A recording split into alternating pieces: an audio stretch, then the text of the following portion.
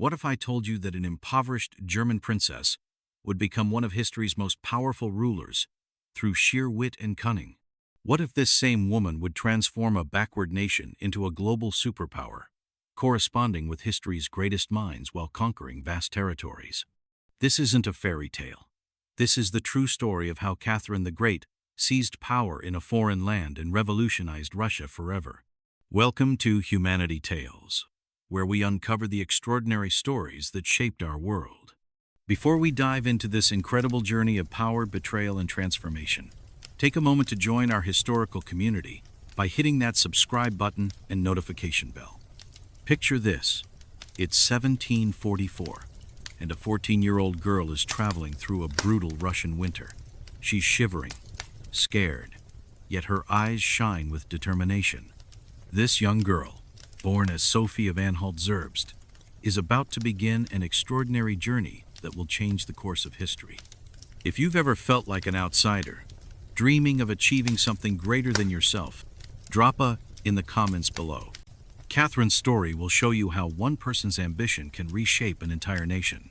But before she was Catherine the Great, she was simply Sophie, a minor German princess from a family drowning in debt.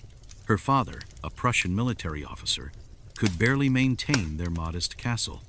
Her mother, well, let's just say she was more interested in social climbing than motherly affection. Yet it was precisely this difficult childhood that forged Catherine's remarkable character.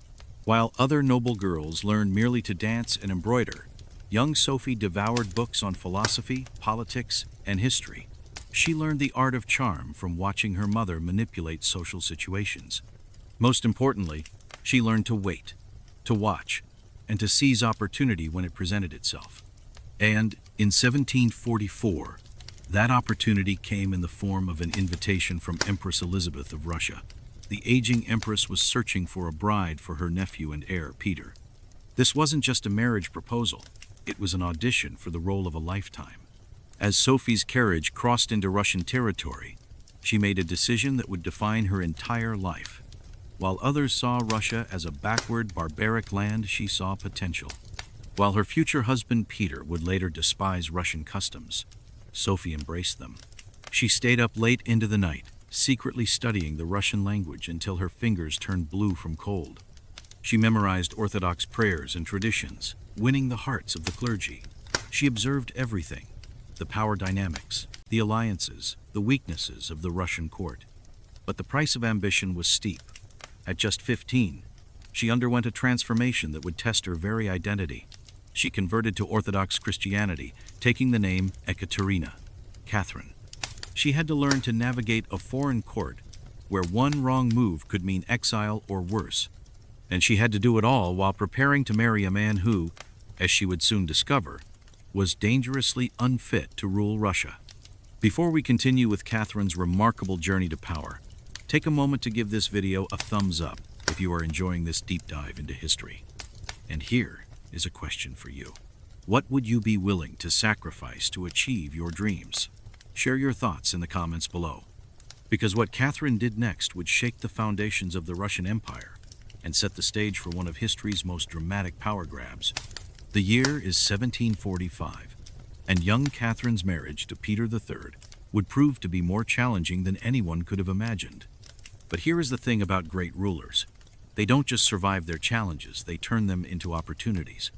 Imagine being married to a man who preferred playing with toy soldiers to attending state affairs, a man who would force his wife to stand at attention for hours while he conducted military drills with his servants.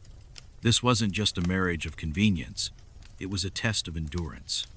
Peter III was, to put it mildly, an eccentric character. While Catherine immersed herself in Russian culture and politics, Peter openly mocked Russian traditions. He would wear his Prussian military uniform to Orthodox services, insulting both the church and the army in one stroke. During state dinners, he would make puppet shows with bread rolls, embarrassing the entire court. But Catherine was playing a longer game. While Peter isolated himself, she was building a network of allies that would prove crucial to her future. She befriended key members of the Russian Orthodox Church, cultivated relationships with the Imperial Guard, and won the loyalty of influential noble families. Here is where things get interesting. In an age where women were expected to be silent and submissive, Catherine was secretly learning statecraft. She would stay up late into the night, reading works by Voltaire, Diderot, and Montesquieu. She studied Russian history, law, and philosophy. While Peter played with his soldiers, Catherine was preparing to rule an empire. But the real turning point came in 1762. Peter III had finally become emperor after Empress Elizabeth's death, and within 6 months he had managed to alienate virtually every powerful group in Russia. He withdrew from a war with Prussia that Russia was winning, attempted to secularize church lands, and planned to divorce Catherine. Let me ask you this. What would you do if you knew your spouse was planning to destroy everything you'd worked for? Drop a in the comments if you think you would have fought back like Catherine did. Catherine's response was nothing short of brilliant. Working with her closest allies, particularly the Orlov brothers and Princess Dashkova, she orchestrated what would become one of history's most successful coups. On the 9th of July, 1762, while Peter was away at his summer palace, Catherine made her move. Dressed in a guard's uniform, she rode through the streets of St. Petersburg, rallying troops to her cause. The same soldiers who had sworn loyalty to Peter now proclaimed her as Catherine II, by the grace of God, Empress and autocrat of all Russia. Within days, Peter was forced to abdicate. 8 days later, he was dead under mysterious circumstances.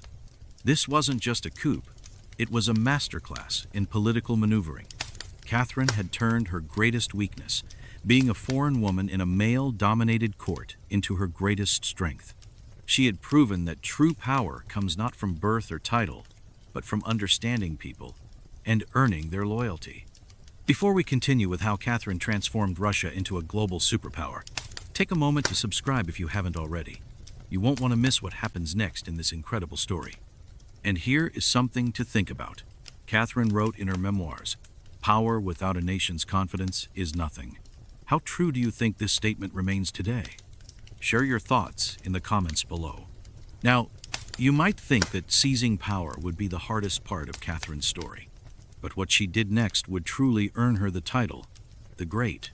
Because Catherine wasn't just interested in wearing the crown, she was determined to transform Russia itself. Imagine taking a nation that many Europeans considered backward and barbaric, and turning it into a powerhouse of art, science, and culture. That's exactly what Catherine did. But here is the fascinating part. She did it by combining Western ideas with Russian traditions in ways nobody had attempted before. Let me show you just how ambitious Catherine's vision was. Within months of taking power, she launched the Legislative Commission of 1767. Picture this: representatives from all across Russia's vast territory gathering in Moscow to help create a new legal code. Nobles, merchants, townspeople, even Cossacks, everyone except the serfs had a voice. Catherine wrote a document called the Nakazar Instruction for this new Russia. Drawing from the works of Enlightenment philosophers like Montesquieu and Beccaria, she proposed ideas that were revolutionary for their time: equality before the law, prohibition of torture, protection of property rights. But here's where it gets really interesting. While many rulers simply talked about reform, Catherine actually built new institutions from the ground up. Let me give you some mind-blowing numbers. She established Russia's first state-funded schools for girls, created over 200 new cities and towns, founded Russia's first medical college, established the famous Smolny Institute, revolutionizing women's education, built over 100 new factories, created Russia's first paper money system. And speaking of building, let's talk about what she did to transform St. Petersburg. Catherine turned this city into a showcase of European architecture and culture. The Winter Palace, the Hermitage buildings, the Academy of Sciences, all of these magnificent structures rose under her watch. Here is something that might surprise you. Catherine was also one of history's greatest art collectors. The Hermitage Museum, that started as her personal collection. She would send agents all across Europe to buy the finest paintings and sculptures. But she wasn't just hoarding treasures. She was building Russia's cultural capital. But perhaps her most impressive achievement was how she handled foreign policy. When Catherine came to power, Russia was seen as a peripheral player in European affairs. By the end of her reign, no major decision in Europe could be made without considering Russia's interests. If you are enjoying this journey through history, now would be the perfect time to hit that like button. And here is a question for you. Which of Catherine's reforms do you think had the longest lasting impact? Drop your thoughts in the comments below. However, Catherine's reign wasn't without its contradictions. The same empress who corresponded with Enlightenment philosophers about human rights also strengthened serfdom. The ruler who championed education for women still maintained a deeply hierarchical society. But here is what makes Catherine truly fascinating. She understood that change doesn't happen overnight. She once wrote, "I am an enlightened absolutist, but I am still absolutist." This tension between progress and power would define not just her reign, but Russia's future for centuries to come. Before we move on to the final chapter of Catherine's story, her personal life and lasting legacy, take a moment to subscribe if you haven't already. You won't want to miss the surprising details about her famous favorites and the true extent of her influence on modern Russia. And here is something to ponder. Catherine once said, "Power without a nation's confidence is nothing." How do you think this applies to leaders today? Share your thoughts below. Now, let's talk about something that has fascinated people for centuries: Catherine's personal life. Because behind the powerful empress was a woman who lived life entirely on her own terms, defying every convention of her time. You've probably heard whispers about Catherine's famous favorites. Yes, those 12 men who held special places in her life. But here is what most people don't understand. These weren't just romantic relationships. Catherine transformed even her personal life into a tool of statecraft. Take Grigory Potemkin, perhaps her most famous lover. Their relationship began as a romance, but it evolved into one of history's most powerful political partnerships. While Catherine ruled from St. Petersburg, Potemkin was developing new territories in the south, building cities, and strengthening Russia's military might. And let's address the elephant in the room: those scandalous rumors that have followed Catherine through history. No, she didn't die in an accident with a horse. These tales were invented by her enemies, spread by those who couldn't accept a woman wielding such enormous power on her own terms. Here is what's really fascinating. Catherine used her reputation to her advantage. When foreign ambassadors spread gossip about her personal life, she would write in her diary, "Let them talk while I do what needs to be done." But Catherine's true legacy goes far beyond palace intrigue. By the time of her death in 1796, she had doubled Russia's population, added over 200,000 square miles to Russian territory, established Russia as a European superpower, created an educational system that would produce generations of Russian intellectuals, built cultural institutions that still stand today. Think about this. Every time you visit the Hermitage Museum, walk through St. Petersburg's streets, or read about Russian history, you are experiencing Catherine's legacy. The Russia we know today was, in many ways, shaped by this remarkable woman who started as a foreign princess with nothing but ambition and intelligence. Her influence extended far beyond Russia's borders. Catherine showed the world that a woman could be just as capable of wielding power as any man, perhaps even more so. She proved that great leaders aren't born.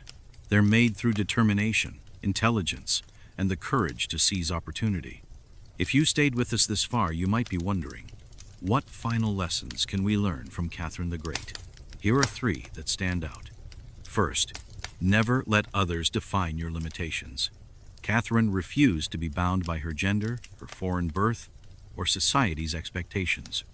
Second, true power comes from understanding people. Catherine's greatest strength wasn't force. It was her ability to win loyalty and inspire others to follow her vision.